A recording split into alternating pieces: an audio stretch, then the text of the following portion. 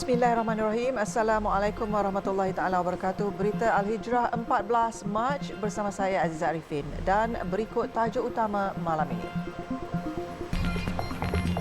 GST tetap tidak ada.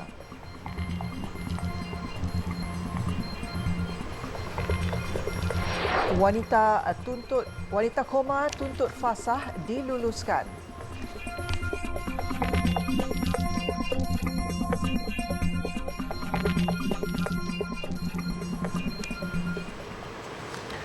Kerajaan kekal dengan pendirian untuk tidak memperkenalkan kembali cukai barang dan perkhidmatan GST pada masa ini.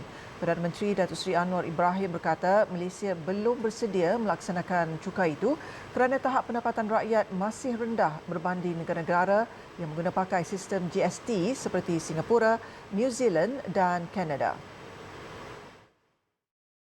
Kita belum bersedia. Sebab kita belum bersedia kerana tahap pendapatan rakyat itu masih rendah. Jadi saya tidak fikir dalam 6 bulan atau 1 tahun kita boleh pertimbangkan. Pendapatan rakyat mesti naik dulu. Jadi threshold itu agak munasabah. Semua negara yang melaksanakan GST itu termasuk Singapura atau Kanada atau New Zealand itu dikira pendapatan minima rakyat itu agak munasabah untuk hidup. Datuk Seri Anwar berkata demikian bagi menjawab pertanyaan tambahan Datuk Dr. Zulkafli Hanapi, Perikatan Nasional Tanjung Karang, iaitu adakah kerajaan akan mempertimbangkan pengenalan semula GST selepas pilihan raya negeri PRN bagi Kelantan, Terengganu, Kedah, Selangor, Negeri Sembilan dan Pulau Pinang di Dewan Rakyat hari ini. Katanya masih terdapat 130,000 golongan miskin tegar di Malaysia di samping kumpulan B40 yang semakin meningkat.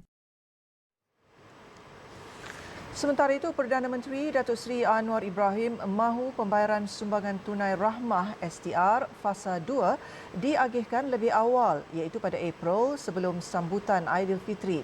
Katanya beliau sudah meminta Kementerian Keuangan serta agensi berkaitan untuk menyegerakan agihan tersebut bagi memastikan golongan yang memerlukan menerima bantuan itu dengan cepat. STR Fasa 1 telah pun dikeluarkan. Telah diadakan, disampaikan kepada rakyat yang berjumlah 1.6 bilion ringgit. Itu bulan Januari. Dan saya telah memberitahu Kementerian Keuangan dan agensi berterlibat supaya meringankan mereka dengan bantuan STR Fasa 2 yang harus diselesaikan pada pertengahan Ramadan atau awal April, insya-Allah. Sebelum raya, 2 minggu sebelum raya, kita akan keluarkan fasa 2 untuk golongan B40 mendapat STR atau sumbangan tunai rahmah. Beliau berkata demikian bagi menjawab soalan tambahan Dr. Muhammad Taufik Johari, PH Sungai Petani, mengenai penambahbaikan STR berbanding bantuan yang diberikan sebelum ini dan bagaimana kerajaan memastikan sumbangan dapat disampaikan kepada golongan sepatutnya. Mengulas mengenai penambahbaikan bantuan STR, Datuk Seri Anwar berkata dalam Belanjawan 2023, keluarga dalam kumpulan miskin tegar layak menerima sumbangan hingga maksimum RM3,100 biarpun bantuan keluarga Malaysia BKM berjumlah RM2,500 masih diagihkan. Jabatan Perdana Menteri Hal Ehwal Agama telah mengarahkan Jabatan Agama Islam Wilayah Persekutuan Jawi supaya bekerjasama dengan Polis Diraja Malaysia PDRM bagi menjalankan siasatan berhubung perhimpunan dan perarakan di Ibu Negara Ahad lalu. Menterinya Datuk Dr. Muhammad Naim Mokhtar berkata, Jawi selaku pihak berkuasa agama di wilayah persekutuan tidak akan berkompromi dengan sebarang perbuatan yang bertentangan dengan ajaran Islam serta undang-undang. Jelas Datuk Dr. Muhammad Naim pihaknya telah menerima laporan serta maklum balas masyarakat berkaitan perhimpunan dan perarakan di hadapan Kompleks Sogo dan Dataran Merdeka Kuala Lumpur baru-baru ini.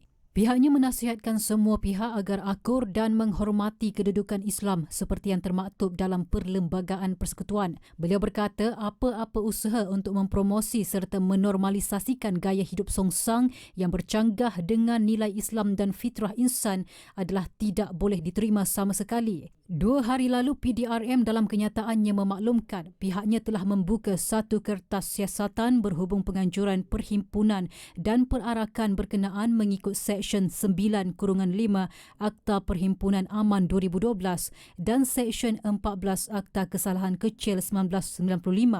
Seramai 150 orang terdiri daripada aktivis hak asasi manusia, mahasiswa dan ahli parti politik telah berhimpun dan berarak sambil memegang plakat, antaranya tertulis "Imagine if men are as disgusted with rapes as with periods. Child, not pride. Trans women are women. Police your behaviour, not my body."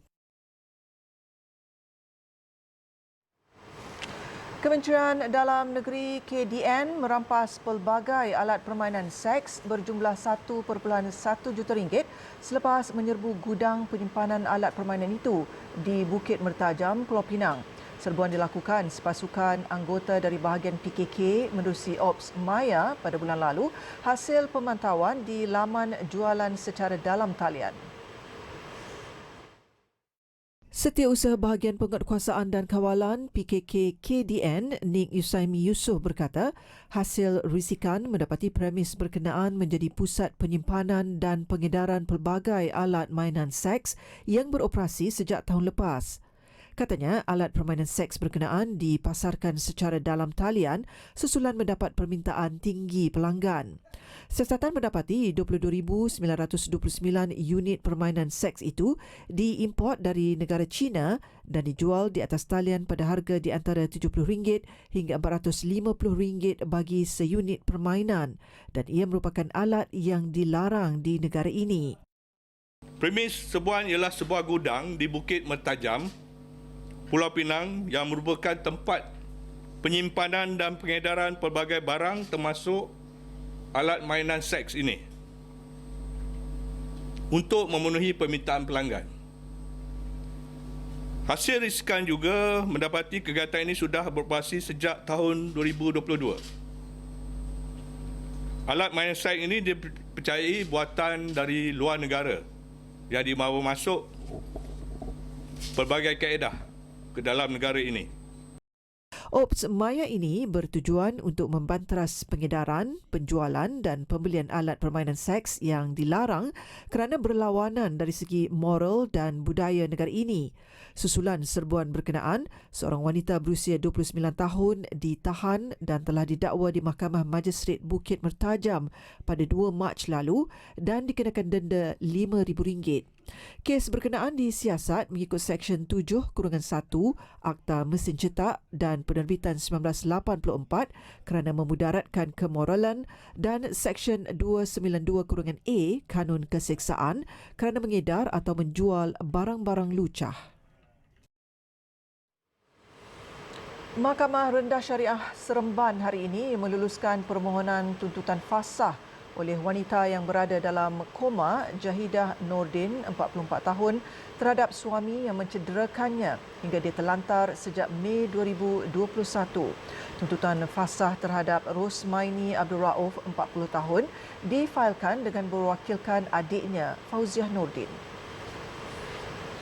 Fauziah berkata dia membuat tuntutan fasak mewakili kakaknya pada 1 Februari lalu dan bersyukur proses itu dipermudahkan tanpa menunggu lama.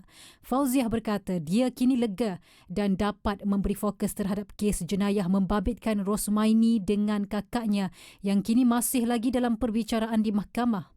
Dia berharap lelaki yang mencederakan kakaknya itu menerima hukuman setimpal memandangkan tindakan itu menyebabkan kehidupan kakaknya sekeluarga berubah. Terdahulu di dalam mahkamah, Peguam Muhammad Amirul Adam Ahmad dari Jabatan Bantuan Guaman Negeri Sembilan yang mewakili Fauziah menyerahkan kenyataan bertulis kepada Hakim Hamizah Muhammad Nur. Muhammad Amirul berkata hakim membuat keputusan hari ini selepas mahkamah berpuas hati dengan keterangan secara bertulis oleh pihak penjaga Adelaide serta berdasarkan dokumen yang dikemukakan. Tahun lalu media melaporkan seorang wanita hamil parah dipercayai dipukul suaminya pada 4 Mei. Wanita itu yang seorang kaki tangan awam sebuah jabatan kerajaan dilaporkan berada di Hospital Tuanku Jaafar HTJ Seremban selepas menerima rawatan awal di unit rawatan rapi ICU Hospital Sultanah Aminah HSA Johor Bahru. Mangsa mengalami kecederaan parah di kepala dan tengkorak akibat pendarahan selain rahang, tulang belakang serta rusuk retak.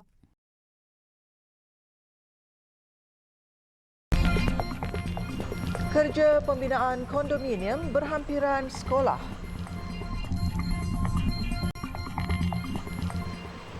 Alhamdulillah bertemu kembali. Kira-kira 3,500 penduduk dan warga pendidik di sekitar Jalan Lebuh Carter, Ipoh bimbang dengan keselamatan pelajar serta penduduk di situ, ekoran tembok dan jalan yang mula retak akibat kerja-kerja pembinaan berhampiran.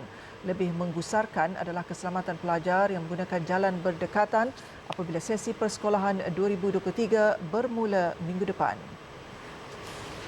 Menurut Wakil Penduduk Datuk Anwar Hassan, kerja-kerja menanam kabel elektrik oleh pemaju merosakkan struktur jalan di antara Sekolah Menengah Kebangsaan SMK Anderson, College Vocational Lebuh Keta, Sekolah Kebangsaan Keta Avenue dan Pejabat Pendidikan Daerah Kinta Utara. Bahaya kerana budak-budak ni dia selalu keluar ke sini. Dan bila-bila yang mana pergi bersukan apa semua tu, dia pergi ke Padang B, dia katakan. Padang B ni yang ni. Jadi kita sekarang ni di sini. Dia akan jalan sini ke Padang B. So pada saya dari segi tu, bahayalah. Dan kalau jalan penuh sesak, lagilah bahaya.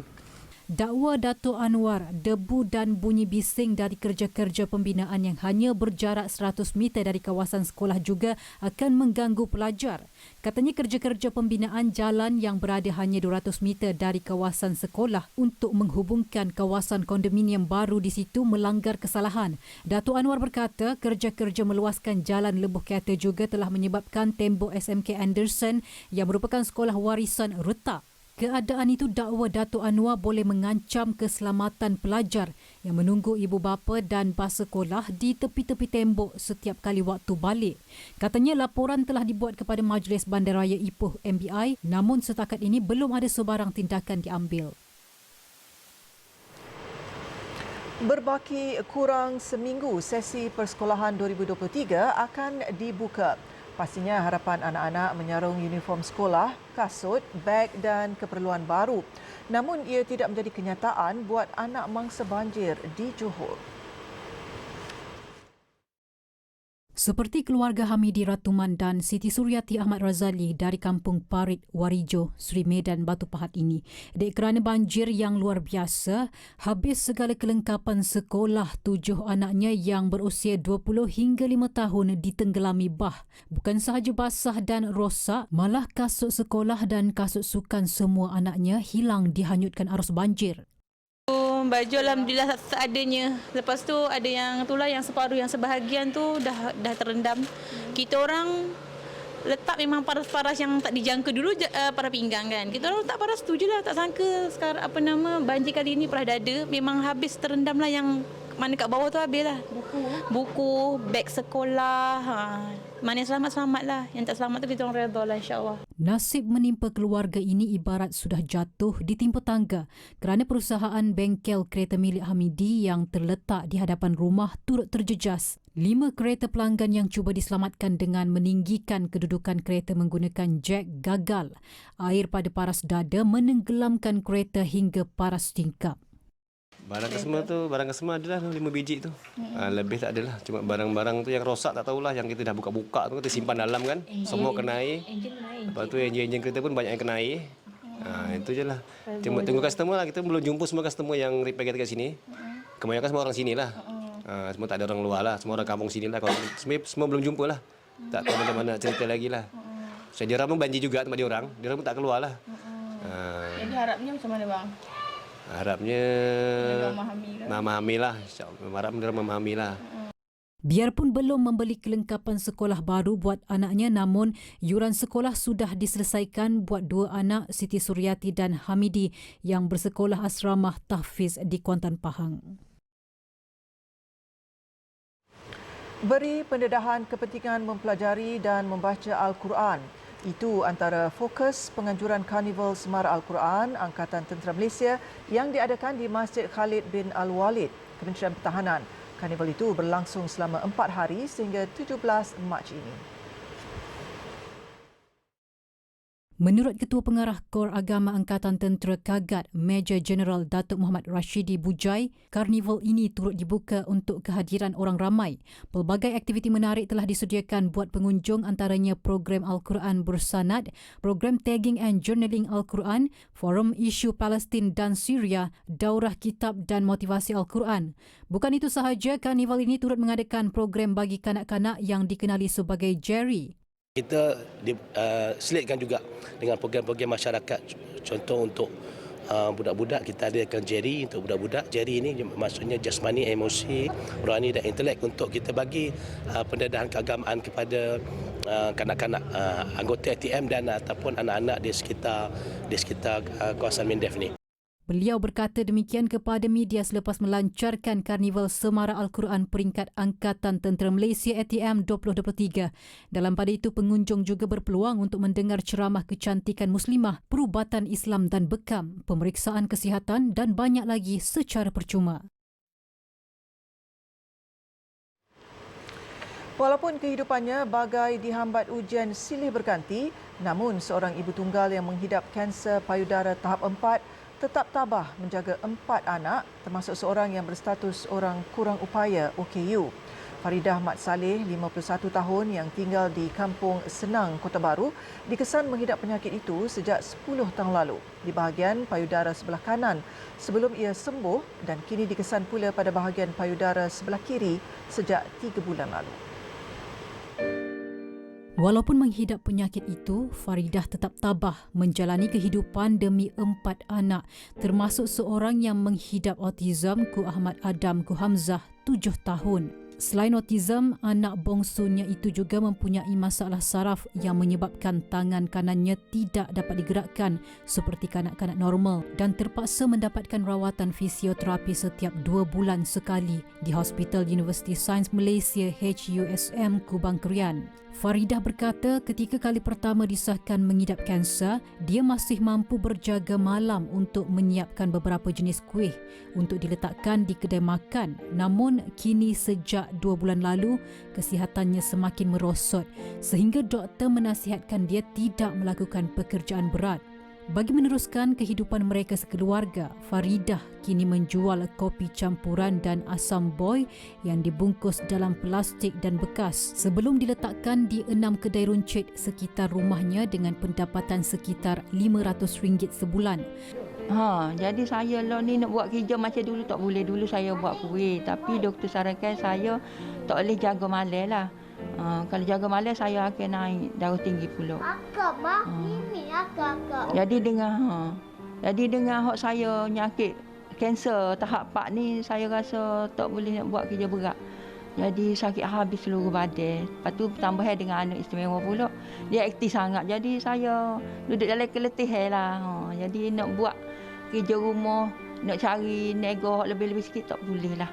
Walaupun 4 anaknya yang berusia 12 hingga 7 tahun itu mendapat bantuan daripada Jabatan Kebajikan Masyarakat JKM, masing-masing RM150 seorang dengan jumlah keseluruhan RM600 sebulan dan hasil perniagaannya RM500 sebulan, namun Faridah berkata mereka sekeluarga bergelut untuk meneruskan kehidupan kerana kesemua anaknya masih bersekolah selain kos sara hidup yang semakin meningkat. Dia bagaimanapun bersyukur kerana kesemua anaknya faham dengan kesusahan yang dihadapi dan tidak pernah merungut kehidupan mereka serba kekurangan, tidak seperti kanak-kanak lain. Buat masa ini, Faridah sekeluarga menumpang di rumah bekas suaminya kerana rumah pusaka yang didiaminya di Kampung Cepa semakin uzur dan dibaik pulih menerusi bantuan Majlis Agama Islam dan Istiadat Melayu Kelantan MAIK. Manakala bekas suami kini tinggal di rumah peninggalan kedua ibu bapanya buat sementara waktu. Orang ramai yang ingin menghulurkan bantuan meringankan beban keluarga ini boleh salurkan di akaun CIMB 76253555166 atas nama Faridah Mat Saleh atau boleh hubunginya di talian 019-462-2881.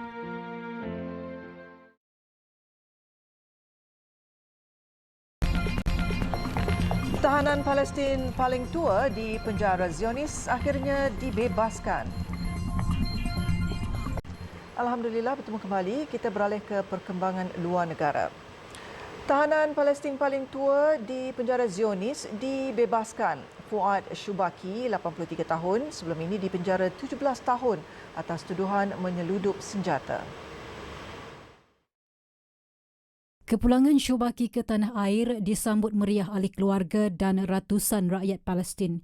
Setibanya di Ramallah, beliau terlebih dahulu melawat makam bekas Presiden Palestin Yasir Arafat. Ketika pentadbiran Arafat, Shubaki pernah bekerjasama rapat dengan pemimpin itu. Sejurus melawat makam Arafat, beliau berikrar akan meneruskan perjuangan pemimpin ikonik Palestin itu. Beliau kemudian menghadiri perhimpunan yang turut dihadiri Naib Presiden Fatah Mahmud Al-Lul. Pada 2002, Shubaki yang merupakan ahli pertubuhan Fatah ditahan pihak berkuasa Palestin di tebing barat atas dakwaan menyeludup senjata berat dari Iran ke Gaza menggunakan kapal. Beliau kemudian ditahan pihak berkuasa Palestin di tebing barat dengan pemantauan Amerika Syarikat dan Britain. Pada 2006, penjara itu diserbu tentera Zionis yang bertindak membawanya ke Israel. Setelah dibicarakan, Shubaki dijatuhi hukuman penjara 20 tahun sebelum dikurangkan kepada 17 tahun.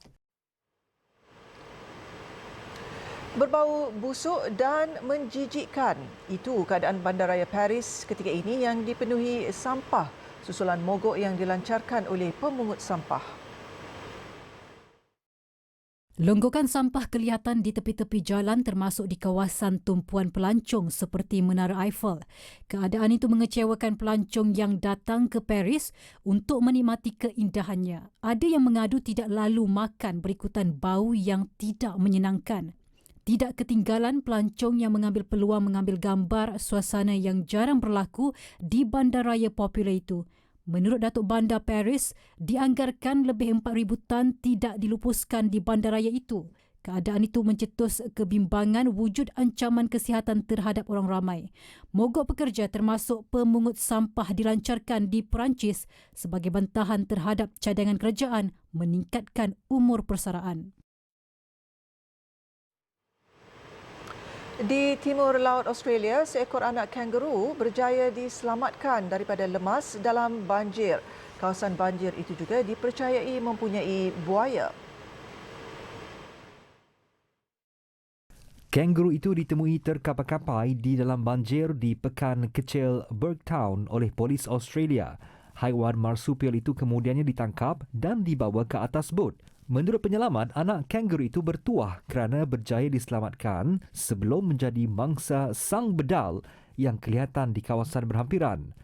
Burgtown yang terletak di barat laut Brisbane didiami kira-kira 200 orang penduduk. Mereka telah diberi amaran untuk menjauhi kawasan banjir berikutan penemuan beberapa ekor buaya di dalam air banjir. Musim Sakura di Tokyo, Jepun tahun ini tiba 10 hari lebih awal daripada kebiasaan. Keadaan yang dikaitkan dengan fenomena perubahan iklim global ini hanya direkodkan 2 kali sebelum ini. Bagi penduduk dan pelancong di Tokyo, mereka teruja melihat bunga sakura mula tumbuh mekar. Ini kali pertama mereka mampu menikmati keindahan musim sakura tanpa sebarang sekatan COVID-19 sejak wabak itu bermula. Pihak berkuasa secara rasmi mengumumkan 14 Mac sebagai hari pertama musim sakura. Mengikut rekod rasmi musim sakura yang bermula sejak 70 tahun lalu, musim itu tiba seawal ini hanya pada tahun 2020 dan 2021. Pakar meteorologi mengaitkan fenomena itu ada kaitan dengan perubahan iklim di mana suhu di Tokyo lebih sederhana sejak akhir-akhir ini.